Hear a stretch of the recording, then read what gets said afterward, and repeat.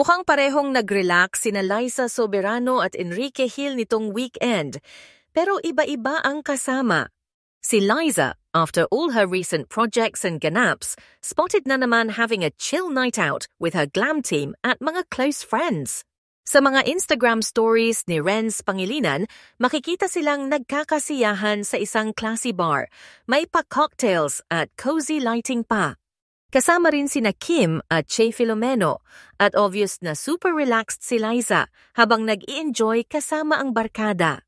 Nagpasalamat nga si Che dahil sinama daw nila itong lumabas. Deserved naman talaga after all the hustle. Pero kahit busy sa social life, hindi rin nakalimutan ni Liza na gamitin ang kanyang platform para magbigay ng awareness at tulong. Sa kanyang IG stories, sunod-sunod niyang ibinahagi ang updates tungkol sa Uwan, PH at Typhoon Tino, kasama ang mga emergency hotlines at mga paalala na manatiling ligtas. Nagbigay din siya ng mensahe tungkol sa pangangalaga ng kalikasan at pagbanggit sa yumaong Gina Lopez, isang kilalang environmental advocate. At syempre, hindi rin niya nakalimutang ipaalala, "Don't leave them behind," referring to our furry friends na madalas naiipit tuwing may kalamidad. Party with purpose talaga si girl.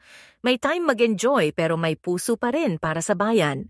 Samantala, si Enrique Hill naman spotted din recently out and about.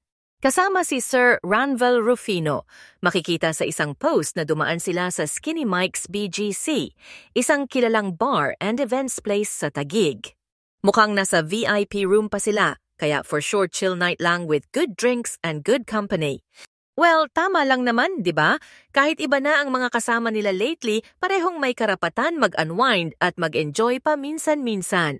Kaya ayan mga Lisken fans, kahit magkaiba ang barkada, parehong happy at balanced ang life ni na Liza at Ken. Work hard, play smart, and always stay kind. That's the vibe.